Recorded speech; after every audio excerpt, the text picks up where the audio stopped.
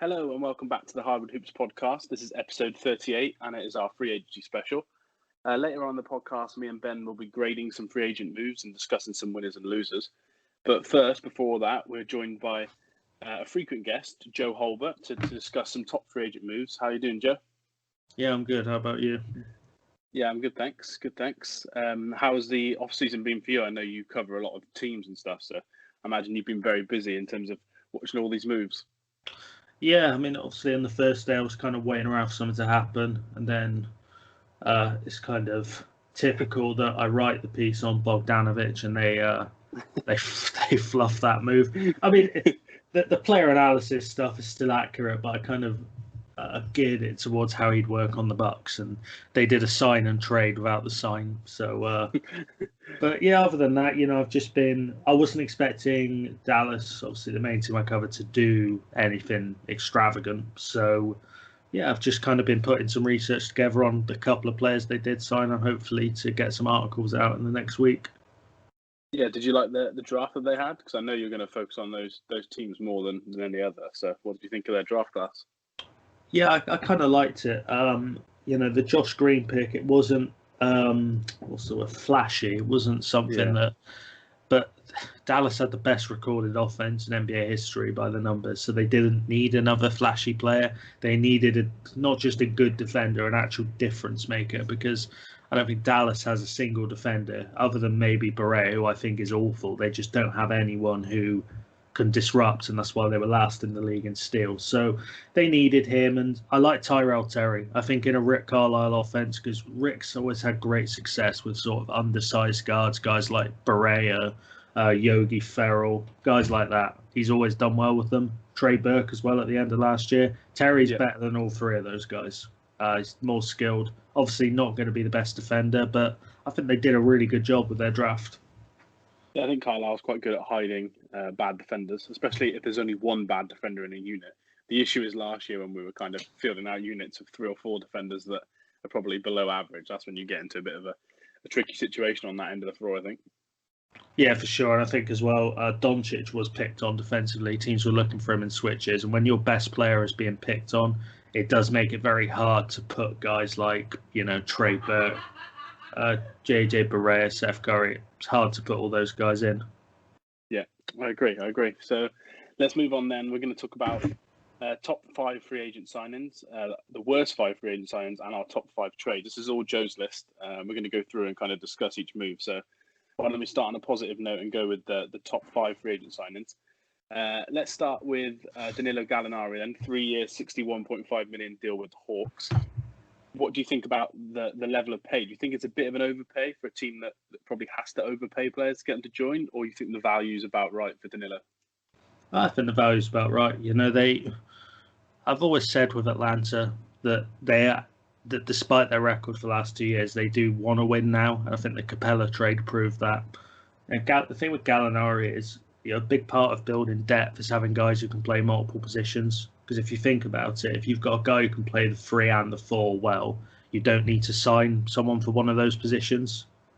So he's flexible, and obviously what he's good at fits well alongside Trey, because he's obviously a good shooter, but he can handle the ball a little bit as well. He can drive to the basket, and I think he's going to get a lot of open looks. I think that's what Atlanta have done. They know that Trey gets a lot of attention because he can shoot from anywhere, and he's probably, if he's not the best passer in the league, he's top 2 or 3 in my opinion. So just surrounding him with guys who can not only shoot but also have the speed inside, I think it's just they're surrounding him with efficient players, and they probably are going to be one of the best offenses next year. Yeah, what do you think about that move defensively? Do you think it hurts them even more, or do you think Gallinari with his size, if he plays a little bit more at the 3, you think you can give them a little bit of size that maybe they lack when Trey's playing at the guard, obviously? Yeah, I mean, the thing with Gallinari is I don't think he's not an awful defender. He's just, as I said earlier with Dallas, he's not a difference maker, but he's not gonna tank your defense, in my opinion. I think I imagine they'll start him at the 3 with Collins and Capella at the 4 and the 5. Collins is a good fit at the 4 defensively because he times his rotations quite well. He gets a lot of weak side blocks. Then you've got Capella inside. I think I think the size is what their GM Travis Schlenk is trying to do to protect Trey. Because if they go small ball all the time with like Hunter and Reddish, I kind of question, how that's going to help Trey. But I think having that extra size in there will be a good way of covering him. But obviously Trey has got to start buying in on that end because he's just, I think, an unwilling defender at times. Yeah, I agree. And I'm not sure he's hideable either. And it's what you said about Luka Doncic. If he's your best player, people are just going to pick on Trey Young all the time. And there's a big difference when his size compared to someone like a Luka. What do you think about the two young guys then in terms of Hunter and Reddish? Do you think this Gallinari move will kind of lead them to playing a lot less minutes, or you think they might move on? Because I know they've actually got quite a deep roster now, maybe too many players if you look at the size of the team. I think part of it is that we're going to see how good they are, because last year they were just getting their minutes by default because their competition was, who did they have? Their Trevion Graham, Vince Carter. I mean, as much as we all love Vince, he's 40. He's not much competition. So they're going to have to earn their minutes. I'm more worried for Hunter than Reddish. I think Reddish, what he brought last year, his defense is already very, very good. And that's kind of surprising to me. But he was a real difference maker. The thing with Hunter is, I think it's the only bad move the GM has made because he traded a lot of picks to get him. And look, he's fine. He's a solid player. But he's the sort of guy that you would sign in free agency for like 3 years, $15 million. And that's fine. And I think at some point, I do expect Atlanta to package some of these assets to get another star in, because I was thinking about it the other day. I think they've got the best offer to give for a star in the entire league, because you've got John Collins, who I think can become a star. If he's not, I think he's close already, to be honest. So if they did opt to give up him, then you've got Hunter and Reddish. You've got Herter as well, who we've not mentioned. He's a good player. I'm not saying he's going to be Michael Jordan, but he's a guy who I could see him averaging 18, 19 points a game on good efficiency. So they've got a lot of guys they can package. And I think with Hunter and Reddish, I imagine this year we're going to see really how good they are, because they're going to have to earn their minutes. And they're not just up against vets, they're up against some really good players in that rotation. Yeah, I think the Hawks are definitely a shout for that 8-7 seed now in the East, making it harder for those worst teams to get anywhere near it that we've seen in the playoffs the last few years. So that's probably a good thing for the league. A bit sad that Gallinari didn't sign for the Mavs, but that's me being biased. So let's move on to the next one then. So Derek Jones Jr., who left the Heat, he signed a 2-year, $19 million deal with the Trailblazers. I believe the second year is a player option, which makes sense with the amount of money that teams have got for next offseason. Why did Derek Jones make your list? I know he had a bit of a poor end to the season last year in Miami. Yeah, I really buy the tools he has. He's rangy. He can shoot a little bit. He's just a versatile guy. And I think Portland have always been at their best.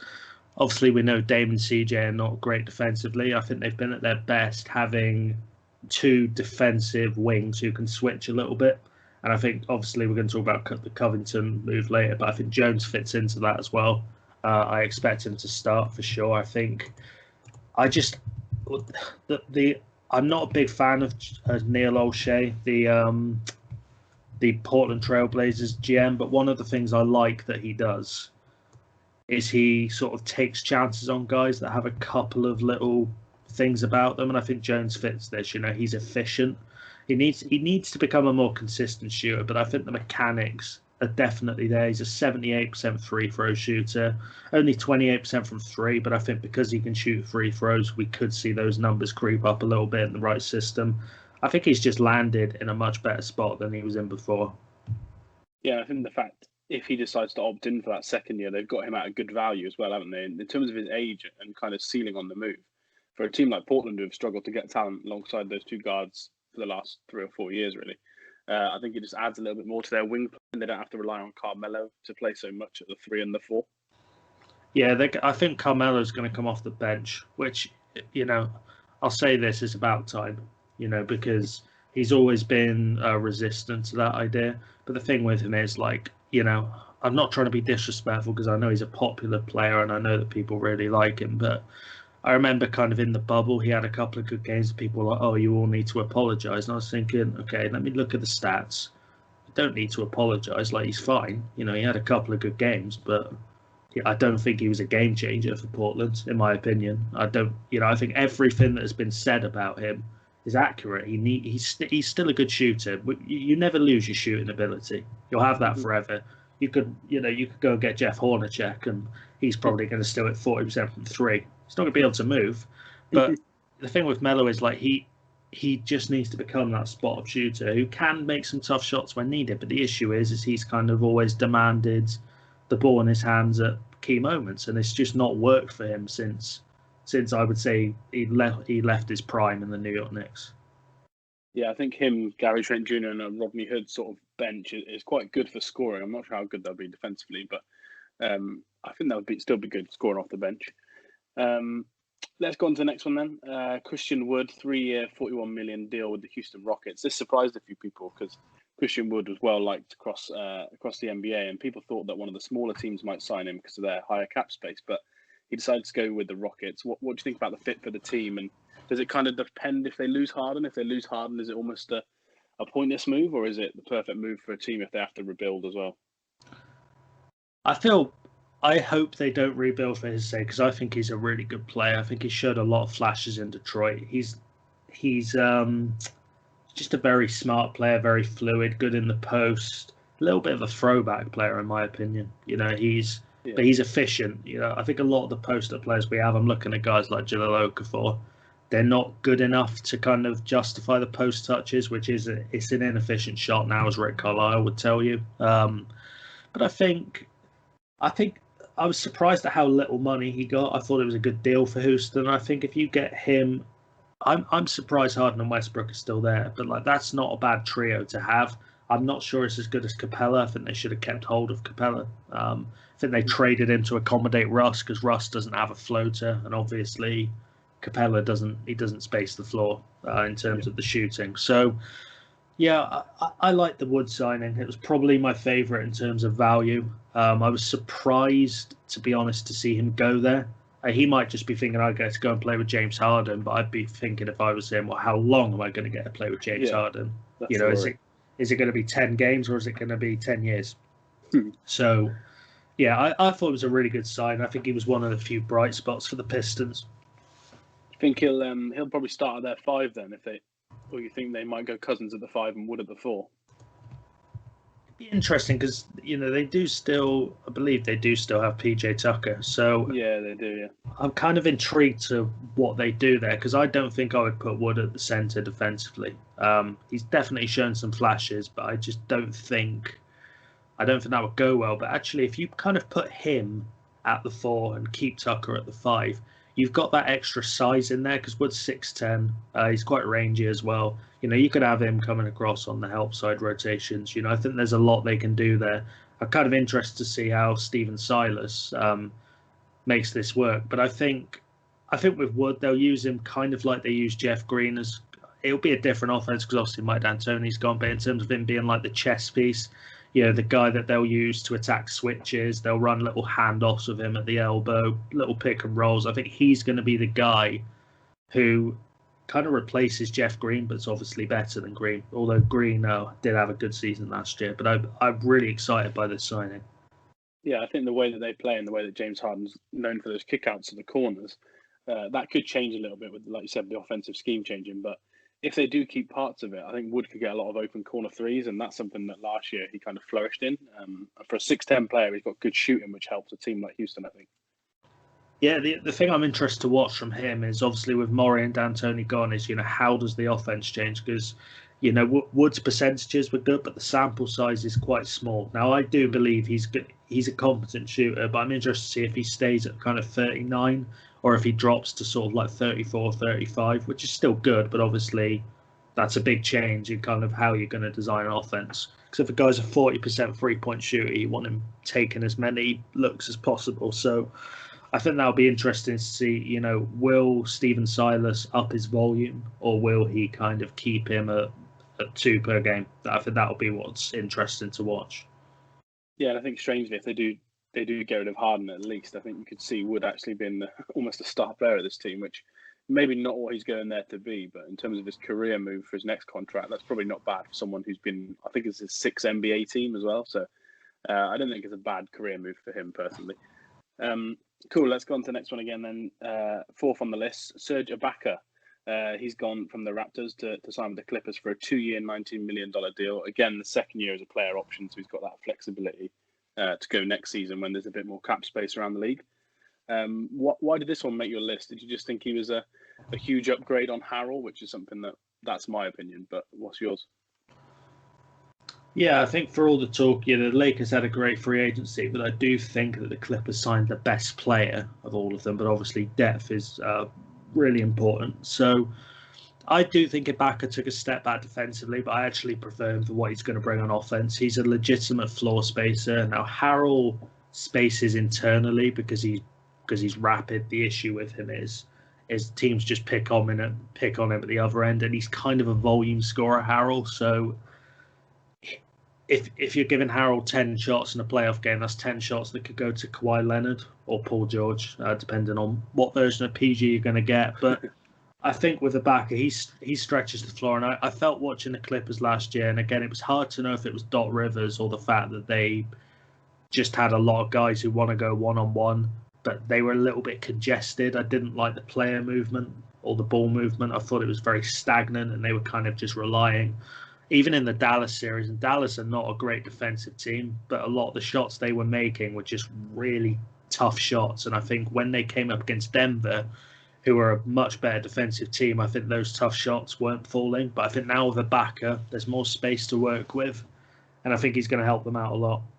Do you think he'll start at the 5, or you think he'll start ahead of Morris at the 4? I think he'll come off the bench, to be honest. I think they're going to... Okay. I think they like Zubac, and I do as well. I think he's very underrated. And then you've kind of got... They'll keep Morris as well. The thing with Morris is, I feel like he's a guy who's got a lot of... what's the word I'm looking for? I feel like he's got a lot of influence, more than people think. And he's just signed, I think, 4 years, $64 million. I don't think he's going to be wanting to come off the bench myself. So I think they'll put it back in. But he could very feasibly in the playoffs end up playing more minutes than Zubac. Yeah, and I guess it's who finishes the games, especially down the stretch, rather than who starts the game. So I think Ibaka is going to be one of their 5 finishing those big playoff games, unless they're playing a huge team, maybe like the Lakers. But I think Ibaka could still get in there at his age and still guard quite well against bigger centers. Oh yeah, 100%. He's about. I keep using the term chess piece, and it is cheesy to use, but I kind of mean it in the sense that putting Ibaka at the 4 or the 5, it changes things for the other team, because if Ibaka's at the 5, they're going 5 out, and you're gonna probably gonna have to change your personnel. So, for example, last year in the series against Dallas, when Rick Carlisle put Boban Marjanovic in the game, Doc Rivers had no counter, just because Boban was so big. But if you were to put Ibaka at the 5, you can't put Boban in the game, because he's going to have to defend the perimeter, and that's not going to go very well. So I just think it helps him a lot. And he's like a big upgrade on JaMychal Green, who I like, by the way, but he's a much better version of JaMychal Green. Yeah, and I think the value is really good as well. Same again, he might not stay for the full 2 years, but if he does, it's a $19 million deal, which Montrez got with the Lakers. So for me, I think they've added someone at probably a slightly lower price than what he's worth. So that's always helpful for a team that's managing the cap. And then the last one on your top 5 list is another LA signing. So Wes Matthews signing for the Lakers. This is only a 1-year deal, but it's $3.6 million. What is it that makes you like this deal? Is it a little bit of a Danny Green replacement? Maybe someone who's even more reliable from 3? Yeah, I think he's better than Danny Green. I think Wes Matthews in this generation has been so underrated. I think what didn't help is when he went to Dallas and they paid him to kind of be a star, and they were running. I remember them running a lot of post-ups for him. And it's just he's a 3-and-D guy, but the thing with Dallas is they've always had to overpay for free agents. So when a guy's earning $20 million, you kind of have to use him as a $20 million player if you're a coach. But he was, when Damian Lillard started really taking the steps, Matthews was a big part of that, because he covered him defensively and allowed him to go and flourish on the offensive end.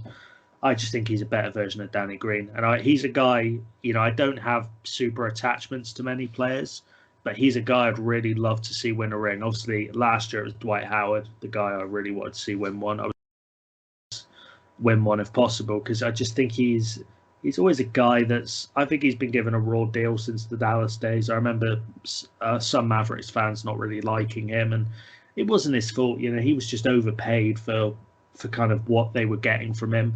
But he's an excellent defender. I think other than Ben Simmons, he spent the most time last year defending who are classed as star players.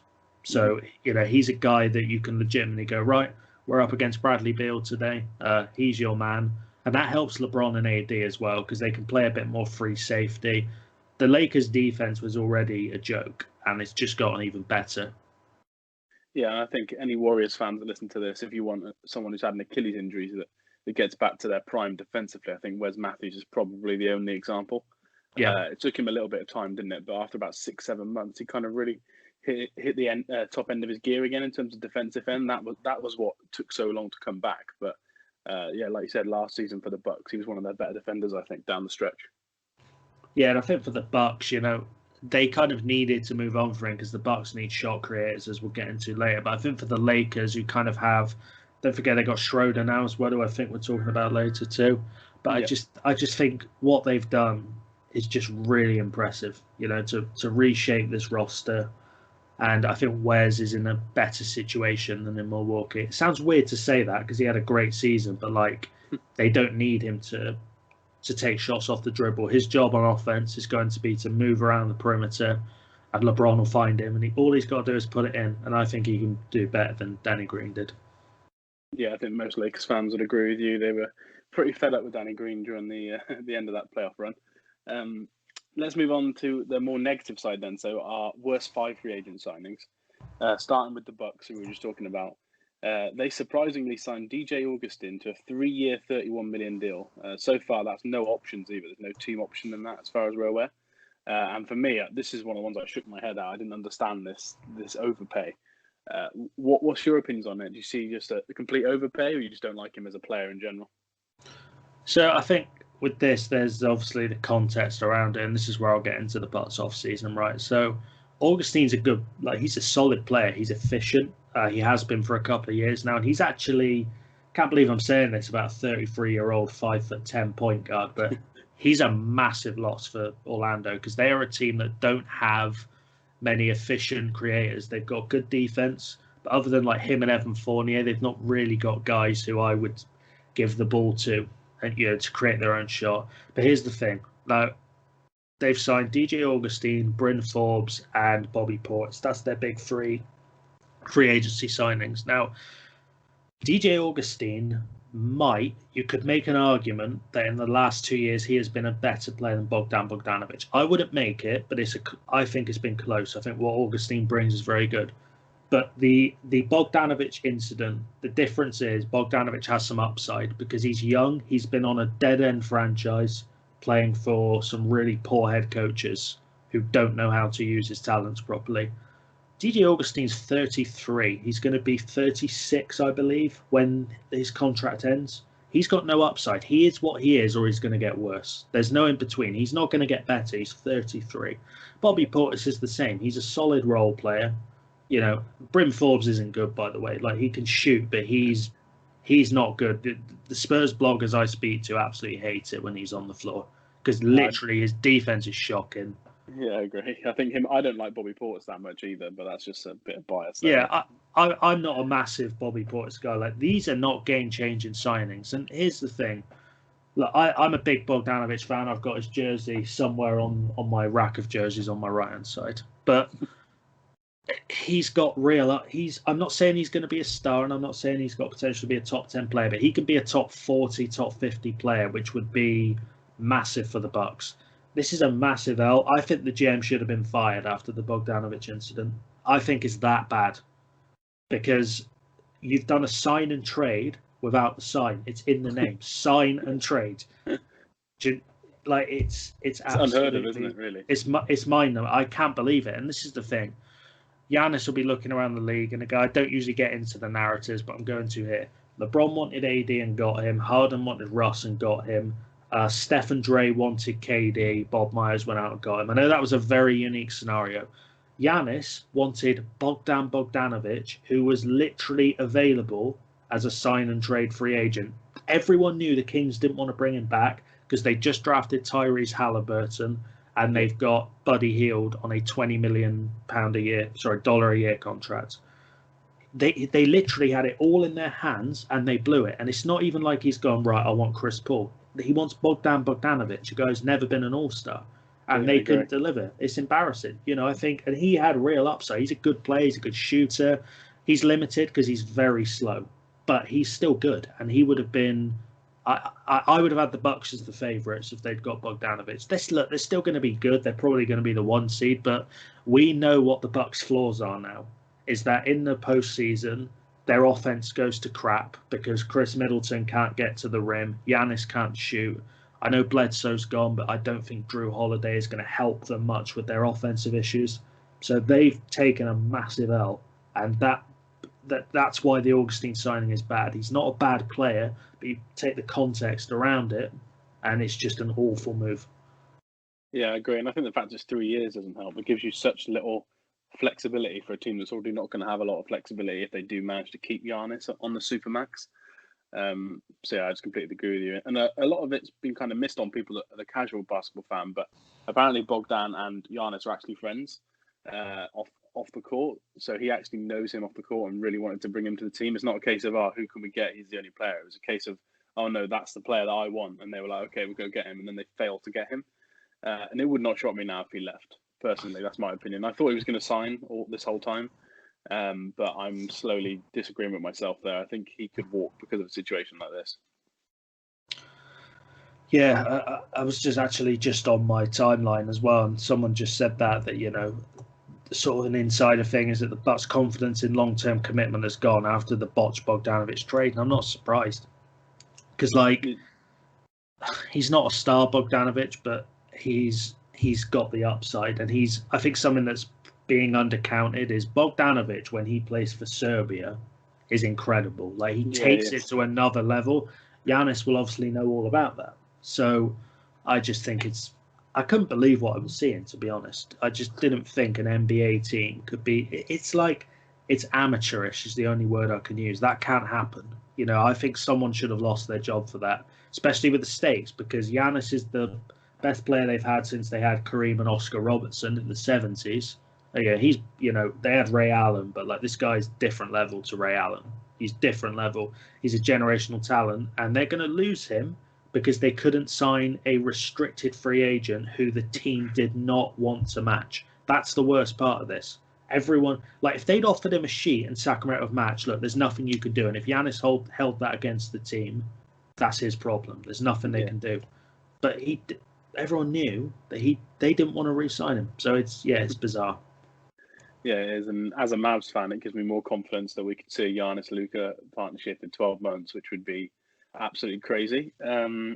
Another team that botched free agency that we're going to talk about is the Pistons. We'll start by talking about the signing we wanted to talk about, which was Jeremy Grant. But I know you're going to get into all the Pistons moves. So Grant signed a 3-year, $60 million deal with the Pistons. I think he was their 4th power forward or small forward, depending on how you look at him. They then signed 3 centers, including the draft. So what are your thoughts on this move then and kind of the whole Pistons offseason? Yeah, Jeremy Grant, right? I know he was a popular player during the playoffs. I think he's a solid wing, and I think he was good in Oklahoma City when they played that defense where they basically switched everything apart from Steven Adams. He's not a $20 million a year player. He had that game in the playoffs. I think he dropped, I want to say 30 or 40 in one of the last games against the Lakers. And I said to people, he's going to get overpaid for that game. So here's the thing. $20 million a year for a guy who, for me, can't create his own shot. He's a decent shooter. I think that's the thing. He's not an amazing shooter. He's a decent shooter. If he was a 41% 3-point shooter, I think, okay, I can see what they're doing. But the other side of this is he doesn't, for me, fit the timeline. I don't understand what it is they're doing at all. I think you've still got Blake Griffin there, and I think Grant could fit at the 3 alongside Blake if he could get healthy. But I just don't understand why. The draft they had, they chose young players. Both of their first round picks were born in 2001, which just makes me feel old. But they kind of are going young with their draft, and then they sign I would consider Grant a win now player. Like, he's the type of guy I thought he would sign with someone like. I thought my Timberwolves would be interested in him. I thought Dallas might take a lot. I thought teams like that who are kind of Dallas on the outside looking in, but those are the kind of teams I thought would go for him. The Pistons aren't. I don't think they're trying to make the playoffs. I think their draft showed that. I think the fact they've gotten rid of a lot of their assets has shown that, and they're kind of building a young roster. So I just didn't understand. They might be thinking, well, we can flip him at the deadline, but here's the thing. If you sign someone to a free agency contract just so you can flip them, you lose your credibility with future free agents, because free agents are all about security. That's what they want, financial and physical security. But if you're just signing guys so you can trade them, that's great on 2K where the players don't have feelings. I do it all the time. I'll sign a free agent just so I can go and trade them, so I can get more assets back. It doesn't work like that in real life, so I don't really understand what it is they're doing, because if they do trade him, future free agents, not that Detroit is a big destination to sign, but they're going to think, well, actually, though, they signed Jeremy Grant 20 mil per year and they've just traded him. I don't understand what they're doing. And then you get into like Plumlee. Plumlee's a good backup center. He gets a little bit of money. It's a lot of money for a backup center. Isaiah Stewart, that was a weird draft pick. My draft prep was scaled down a little bit this year. I kind of focused on the top 30. When they drafted him, I didn't know who he was. Mm-hmm. Not that I'm some oracle of the draft, but like, I reached out to a couple of my draft guys and they were like, "No, that's a terrible pick." Yeah, that's kind of consensus, I think, isn't it? Yeah, he was by far the worst pick of the first round. I mean, he may prove us wrong, but I just didn't understand, kind of what they were doing. And they did sign Okafor as well, didn't they? Yeah, they did. Yeah, so they got Okafor, Plumlee, Stewart. And they did already have a centre that I've forgotten who it is now, but yeah, so they signed all three of those in a week's space. Yeah, I couldn't understand it because I kind of thought Detroit were going in the right direction. Killian Hayes is a great pick. I know some respected guys who had him number one in the class. I nearly did. I was close. I pushed him down a little bit at the end, but that's a great pick. But then they do all this. I don't understand the direction they want to go in. You can mix vets with young players, but they've got to be the right type of vets. And like Blake Griffin's a guy who I think he's good enough to win now if he's healthy. But now you've drafted two 19-year-olds to play with him, and then you've got all these backup centers that you've overpaid. And they've still got Trevor Ariza, I believe, as well. Yeah, they have. Yeah, I don't know what they're doing. I really don't. Yeah, Trevor Ariza and Derrick Rose as well. I agree with you. I think that the whole free agent signing for the future is overlooked in terms of Jeremy Grant wasn't a top free agent, as in he's not a top star, but he's a very good player. And if you're a team like the Pistons who wants to attract these good players to come over to you and overpay them a bit, and then you just end up trading them, I think you're gonna really hurt and try and do that in the future. And players just aren't going to want to come to you, and they can just sign for a number of other teams that are struggling down the bottom of the league. But one thing I did want to ask is what are your thoughts on the move for him personally? Because allegedly he got offered the exact same monetary deal with the Nuggets, but he thinks he'll get more shots in Detroit. What are your thoughts there? Because to me, that's just mind-boggling. Because to sit and lose probably, they're going to win 30 games this season, at most 25 games, and then you could do the same playing for the Nuggets and maybe get less shots. But I don't understand that for him either. I think the thing is, I think he believes he deserves more shots and he can take them. Like, he can have good games, but he just doesn't have, for me, the complete offensive game. It's where I can say, right, we're going to give him 15, 20 shots a night. He just hasn't got that burst, that creativity. He can get hot, but for him, he's obviously he wants the shot attempts before winning. And, I'm not going to hate on a player. Every player has their reasons for doing everything, but I don't think he is good enough to take that many shots. I think he was at his best last year when he was doing less on offense. I think when he started to be asked to do a little bit more, because Denver did lack creators outside of the Murray-Jokic pick and roll, I think that was when he started to struggle. And also the defensive numbers with him at the 4 instead of Millsap were not good. They were not good at all. And it wasn't a small sample size. Basically, when Grant was at the 3 and Millsap was at the 4, Denver were, I believe, the best defensive team in the league. When Millsap was benched and they put Grant at the 4 and then they put MPJ at the 3, so that I'd call that small. Their defense was really bad. It was like league worst, and I think that's because he's just not as impactful a defender as people think. Like, he's good, he's rangy, but I think at the 4, I don't think he's dynamic enough. So this is the thing for me. He's a specific role player, and I think when you start asking him to do more, I think he loses his value. Yeah, and that's probably why a lot of the bigger teams are maybe scared off a deal, really, when someone with that sort of limited upside wants that much money. But yeah, I agree with everything you said. And another bad free agent signing that you all know a lot about is Mr. Jeff Teague. 1-year deal with the Celtics. I've seen a lot of Celtics fans being quite happy about this, thinking they're upgrading their second unit, even though they've drafted, I think, 4 guards in the last 2 drafts in the first 2 rounds, maybe 5.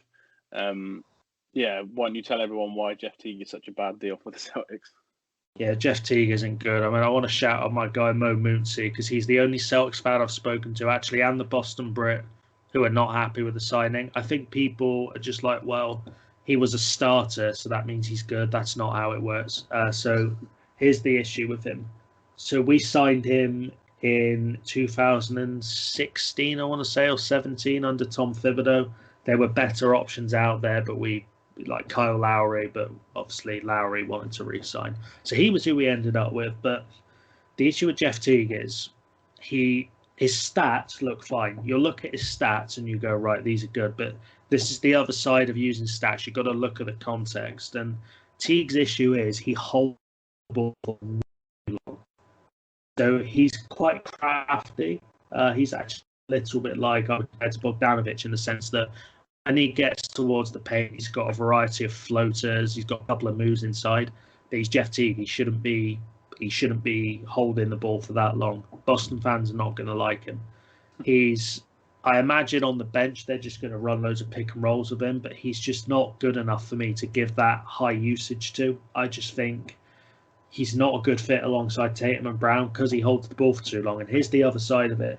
Obviously, there has been worries about Kemba Walker's knees. Well, if Kemba Walker's knees are as bad as people say they are, the next line is Jeff Teague. So I think there's a very real chance that by March, Jeff Teague is the starting point guard for the Boston Celtics, which is worrying because, yes, he can space the floor a bit, but this was always my argument against Harrison Barnes. Spacing the floor and being a good shooter doesn't matter if you sort of pump fake your way out of the threes all the time so you can take all these tough shots.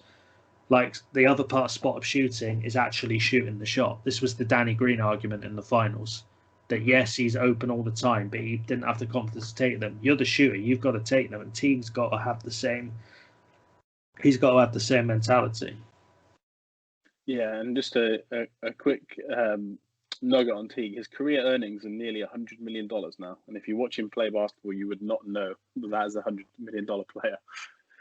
I think over half of that was from the Timberwolves. You know, he had 19 a year for 2 years with you, and another 10 on a third year.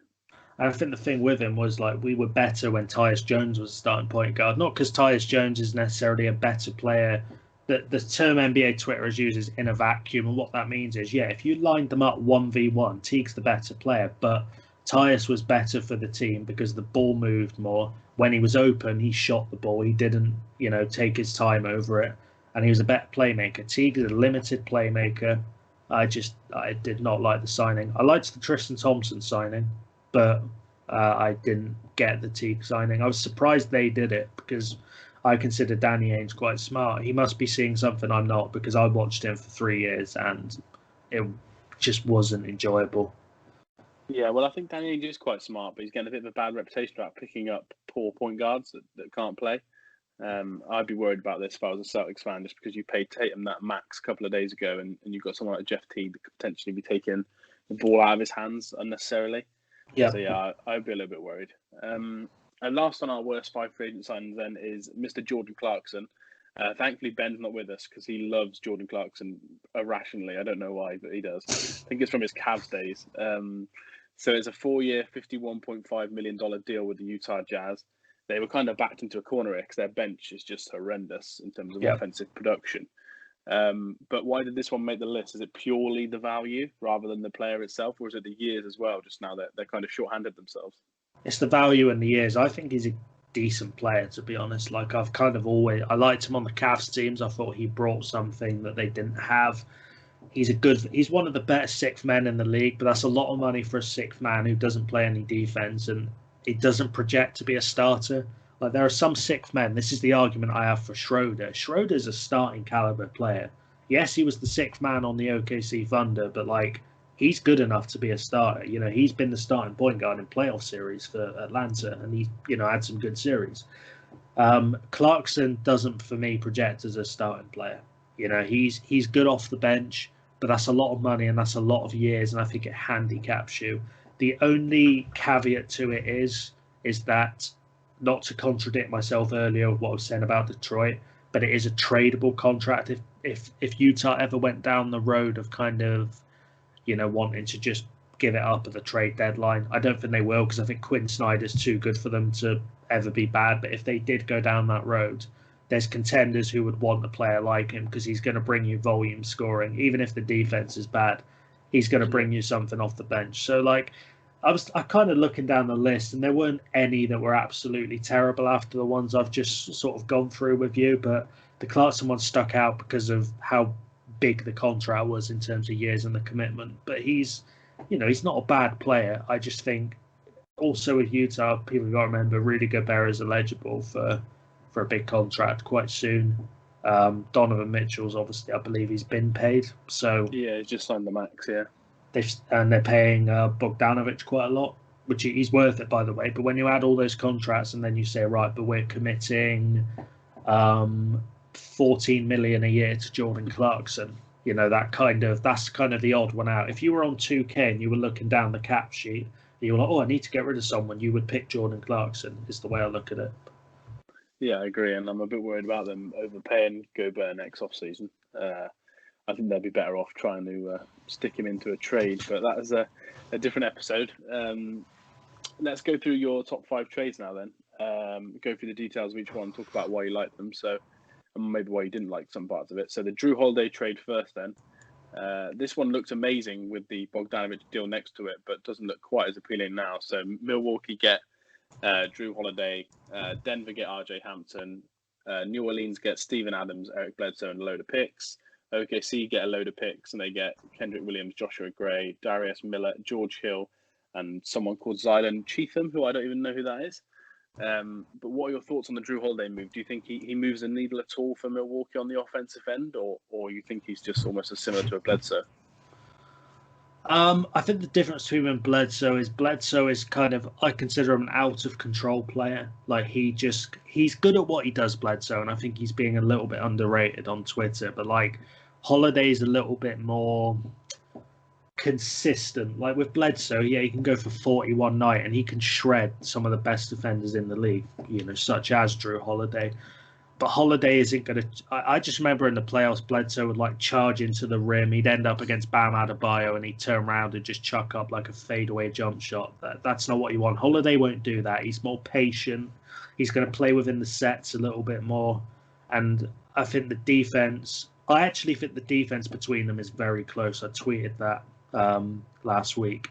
That Bledsoe is an excellent defender. He was all NBA level last year. Holiday's good. The difference is Holiday's a little bit bigger. Bledsoe's only 6'1". Holiday, I believe, is 6'5", so he can switch on to to wings, but I'm not sure that matters that much. The value for this is what he'll bring on the offensive end. He's a better shooter. He's just a more controlled player. But again, I don't think he really solves some of their core issues. Yeah, I listened to a podcast before we recorded this one, and they were talking about how they use that team. Would they go Drew at the 2 and then start Augustine, so you haven't got Augustine running your second unit, and the second unit would be very bad defensively with Connaughton and DiVincenzo in it. Do you think Holiday would end up starting at the point guard, or do you think he'll end up starting at the 2 guard, maybe with an Augustine at the 1? I'd start Augustine at the 1, because I think the thing with Augustine is I kind of criticise them. I criticise the move because the context around it, but he's efficient, and I think he can get to his spots. I think that was the issue with Bledsoe in the playoffs, is he couldn't get to his spots because they were just... Bam was incredible in that series. Like, he was out of this world. One of the best defensive series I've ever seen from a big. But that was basically Bledsoe. He'd kind of want to go to the paint because that's his game. He's not a shooter. He never has been, and he never will be. But Bledsoe would just charge into the paint, and Bam would be there waiting for him. Well, I think now with Holiday, and if you put him at the 2, you've got Augustine, who I think can get to his spots better because he's got a jump shot that he can leverage. But again, I would say, like, if we're talking about the Bucks taking the next step, if the swing you're talking about is DJ Augustine, I think that's a problem. Like, he's a solid player, but if he's the guy you're relying on to be the difference between blowing it in the second round and getting to the finals, that's tough. That's really tough. Yeah, I would agree. I think there's an argument to say is Holiday the best third player in the league, as in all the championship teams, their third best player is Holiday the best, and he may be the best. But I think when you've got Middleton as your second best, I still think they're going to come up against issues as a 3. To be honest. Yeah, I agree. I think Middleton and Holiday are both 3s, is what I would say. But I'm with you on Middleton. Like, he's a guy that I think NBA Twitter loves. And, I like him as well. But I also think he's got big flaws as a scorer that aren't picked up on enough. He does lack burst. He can make tough shots. But with Giannis, they need someone, in my opinion, who's more of a 3-level scorer. Because Giannis isn't a 3-level scorer. He's a dominant, I would say, a 2-level scorer. And he's dominant at those areas. But if your second best player is also heavily flawed, then you're going to run into issues, because the Heat, they could take away specific areas of the floor in a way that they couldn't against the Lakers. So I think, for Milwaukee, again, if they had Bogey, I'd put them as the favourites, because he's a game changer, because he can come off those screens and he's a good playmaker as well. He's patient, he sets things up, and I think he could have actually emerged into the second best player on that team. But I just think with the way they are now, to be honest, I think the other reason I liked the Bogey trade is I've just said Holiday and Middleton are 3s. I think Bogdanovic is as well. So you've got your 1 who is arguably the best player in the league. I wouldn't have Giannis as the best player. But if you've got 3 3s, no other team has that, in my opinion. So if you've got that, that's a game changer. They're all flawed, all 3 of those players, but you've got enough of them that it's not a problem, if that makes sense. Yeah, it does, especially in playoff time when almost the possessions count even more. And the issue was the Bucks were just wasting possessions with players that shouldn't be taking shots, and arguably with the coaching probably shouldn't be on the floor. But we'll have to see now. They've lost a bit of depth, so maybe they'll kind of shorten the rotations. But Coach Bird is not a fan for shortening rotations, so we'll have to see. The next trade is Mr. CP3 then. Everyone kind of knew he was going to go somewhere. He signed with the Suns. I was a big fan of this deal. OKC didn't keep nearly any of the players they got. They got back Kelly Oubre, Ricky Rubio, who we'll talk about in a minute, Ty Jerome, and then they got a couple of first-round picks as well. What are your thoughts on the CP3 move then? Do you think he's a perfect fit to go next to Devin Booker?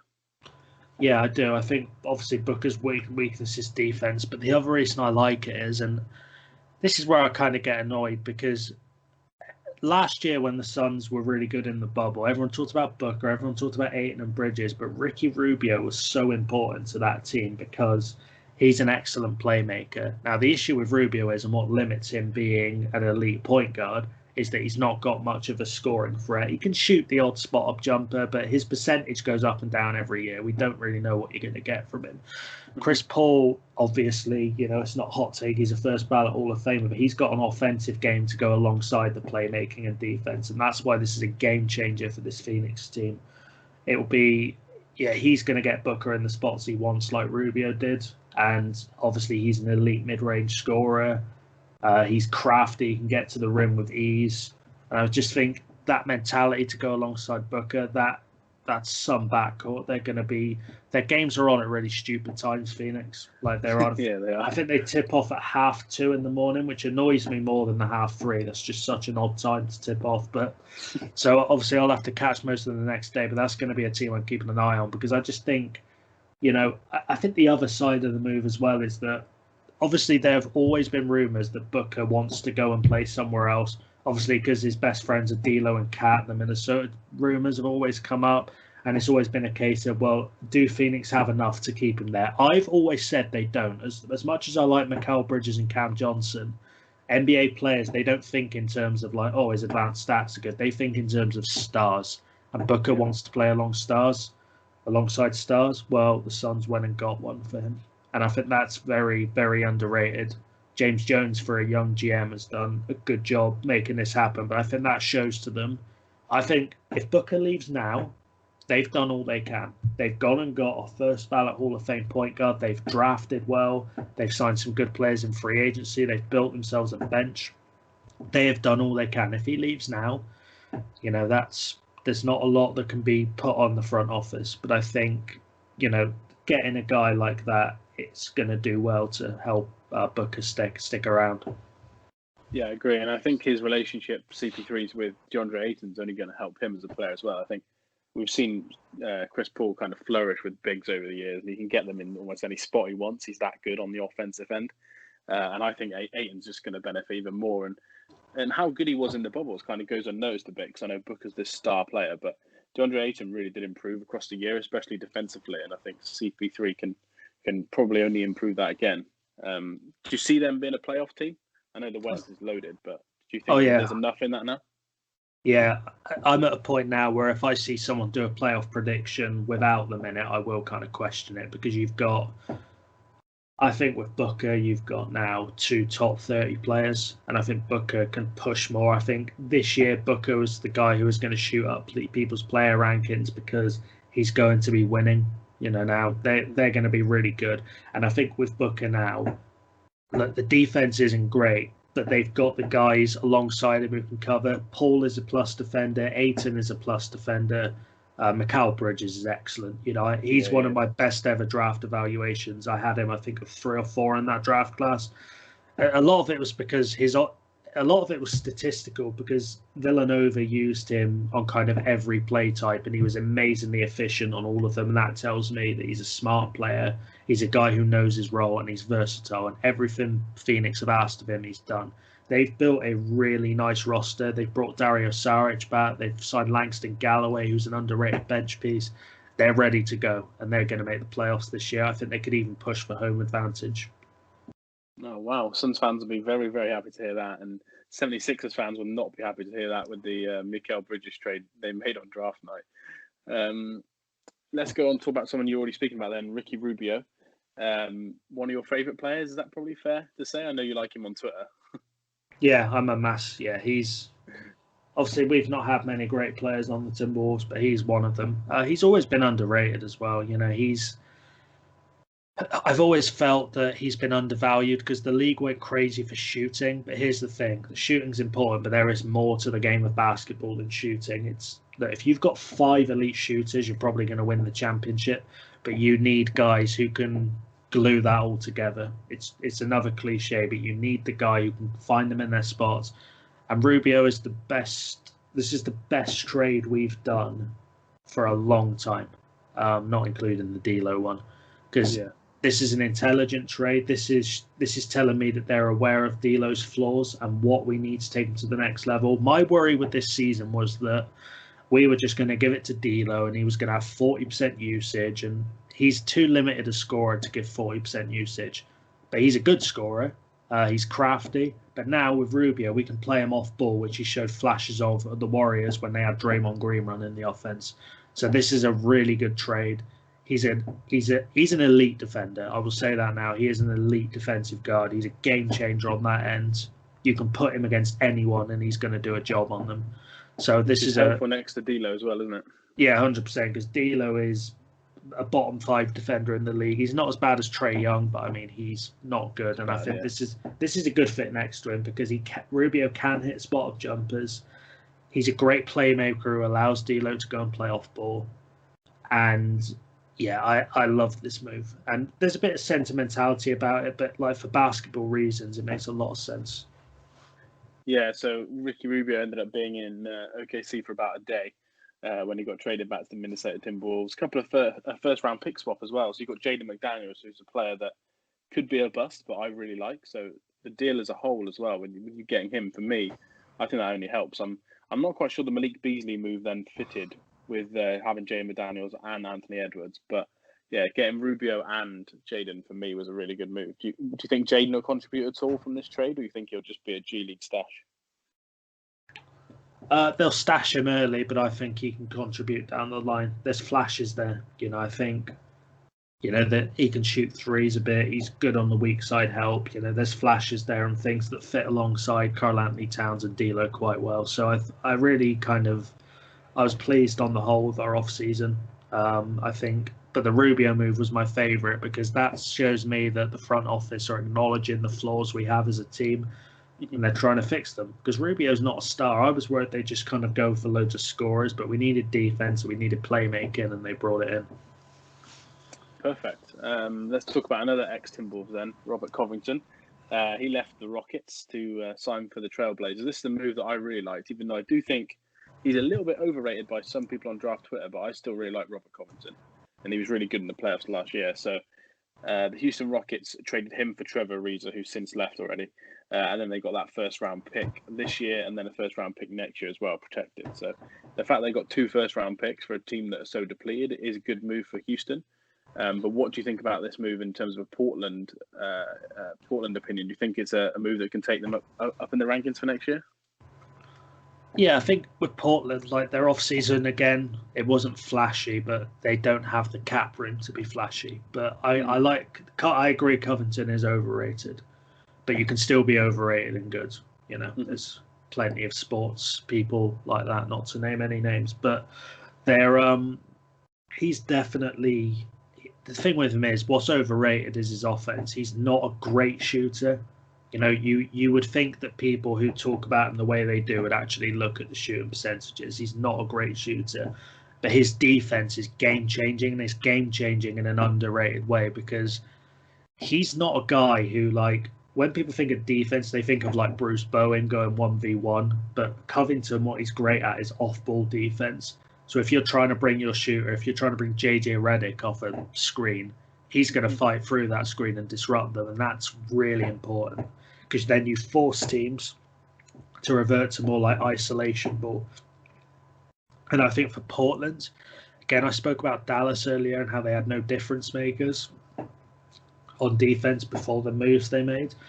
Portland were kind of the same for me. He's a difference maker because he can blow up sets, and that gives you opportunity to get steals, to get deflections, and make teams uncomfortable. That's where he's a game changer. And I think the overratedness comes from the fact that he does have flaws. And I just think people do this with players they like, is they don't acknowledge the flaws, and that's how they become overrated. But, you know, for the defensive end, you've got him and Jones there. That is a lot of length and athleticism who can disrupt screens. You know, you can switch them on. And I think the NBA now is all about wings. I think teams, you know, guys like Tatum's, I know Zion's not necessarily a wing, but he will play there. But if you have guys who can, if you have wing defenders, yeah, that's really important. You know, that you can disrupt those star guys as best you can. And I think Roker, you know, that's where he brings value to Portland. Yeah, and I think from what you were saying earlier, it'll probably be a Covington and Derrick Jones Jr. sort of 3-4 combination then, which really does add some length and athleticism to help them on the defensive end. But do you see them being one of your 8 teams in the West? I know you've already added the Suns as up there. Do you think that the Trailblazers can break in? Because technically they finished 9th, didn't they, last year? Yeah, the Blazers are... I will have them in just because I think Dame is too good to not put them in. You know, they did have injuries last year and they still missed a lot of time. The thing with Portland is Portland and Utah are the 2 teams that I think people don't want to be in the playoffs because we're kind of bored of them, but they will make it. Both of those teams are making it. They're just too efficient. They've had the same coaches for years. They know what needs to be done. Yeah, Portland will be in comfortably for me. Cool. Then the last trade I want to talk about is one that involves my Mavs. So the Josh Richardson, Seth Curry draft night trade. I think this one went a little bit under the radar because we heard about Klay Thompson a few hours just before. Obviously, you had the first round draft that everyone was talking about. So I think that this kind of deal wasn't spoken about as much as it should have been. But the Dallas Mavericks send Seth Curry to the 76ers to add some much needed shooting and then get back a first round draft pick. They turned into Tyler Bay, who I quite like. I had a first round draft grade on him. And then they acquired Josh Richardson as well to be that almost defensive stopper next to Luka. What are your thoughts on this trade for both teams in terms of their progress for this year? It's another cliche, but I think both teams did win this trade because Dallas needed to trade off some of their offensive dominance for a defensive difference maker. Richardson is a difference maker. He can he can go up against number ones. He's good off ball. He can get his hands in the passing lane. I said earlier, Dallas were last in steals. And that's a stat for me that shows difference makers, because it's all well and good saying, well, we're in structure, but actually you do need to force turnovers in the NBA. Richardson will help them do that a lot. Curry, I don't think was a bad defender. I said earlier, he's not awful, but he's not a guy who is going to go and really change the game, and he can be picked on. But for the Sixers, they already have Tybal, they have Simmons, obviously Embiid. They've got all those guys already who are, I think, elite defenders, especially Tybal and Simmons. So I think the move made sense for them. But Dallas, they really, and this is the thing, right, with Jay Rich, he's a good shooter. He's not Seth Curry. Seth Curry for me is a top 5 shooter in the league. But Jay Rich, it's not like he's Andre Roberson. He still fits in what the Mavericks are going to do on offense, but he brings them someone who can get in the passing lanes and probably close games. I mean, Dallas could have a very nice lineup to close if you went something like Luka, Richardson, Finney-Smith, Porzingis, and then whether you go Maxi Kleber, Josh Green, whoever you want to put in there. They've got a lot of size. And Richardson, I spoke earlier about versatility being important to depth. He can play the 2 and the 3, which is very important, because if you go small, he's a great guy to put at the 3, because he can match up to people in the post. So he can help you out there. I think he's a really important piece for Rick Carlisle, I mean, I've said to you, I think he's the best coach in the league right now. With what's going down in San Antonio at the moment and how they're kind of stagnating. I think he's the best coach in the league.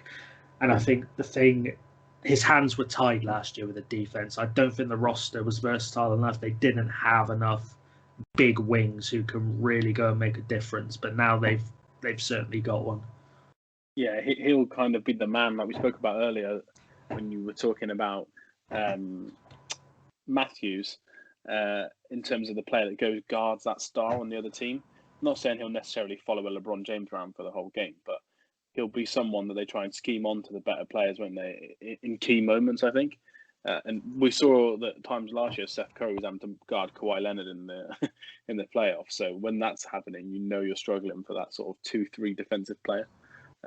So I think he'll get big minutes as well. But we spoke about this on Twitter, and I want to get your opinion on the podcast. Do you think they could use Richardson and/or other players in some sort of trade if they don't fancy their chances at Giannis, or if Giannis re-signs? Because they're one of the only teams in the NBA that've got a lot of players that are on that 8 to 15 million range, and Hardaway on 18 million and Johnson on 16 million as well. Yeah, they've got a lot of salaries they can do for what's called salary matching. I think that was the thing with the Heat as well. When they signed Myers Leonard for 2 years, 20 million, people are like, oh, why have they done that? Well, one, he's a good player, but two, that's a nice salary to put in to match. And I think Dallas have the same. They'll probably have to throw, because if you're trading for someone, you've got to throw in someone with upside. So, whether that's Jalen Brunson or, whoever it would be. But I do think they've got the salaries to definitely match up and, hopefully get themselves that third star. But I think all their focus is on free agency myself. And I think what will end up happening is Dallas will score a free agent. And then those, the James Johnsons, they will become salary dumps to rebuilding teams. They'll attach, a pick to James Johnson, send him to Detroit. I mean, they love their power forwards down there, or New York, or someone like that. Someone who's not trying to win. Yeah, well, I think with their moves in total, they saved $17 million in cap space for next year, so they've got a max spot open. So, yeah, I think they'll do something, and it wouldn't shock me if one day they even traded Porzingis if the injuries don't improve. Which, once again, he's out until January, but we'll have to see. In terms of a playoff picture, we spoke about a couple of teams then. What would your ceiling be for the Mavs for that 1-8? Because me and Ben are doing a preview show in the next couple of weeks, and I do have the Mavs quite high on my list, but I wanted to see your opinion on where you think they fall in the West. I think the ceiling is the 2 seed, to be honest.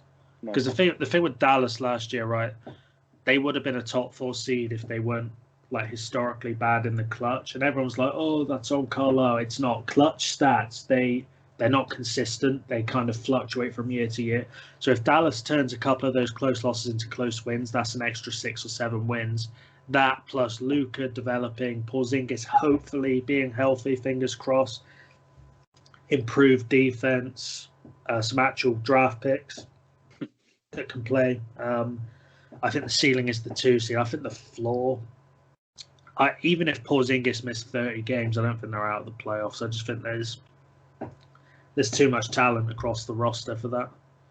Yeah, and I think Luka 5-1 bet for MVP is a good one for any Mavs fans definitely that are listening.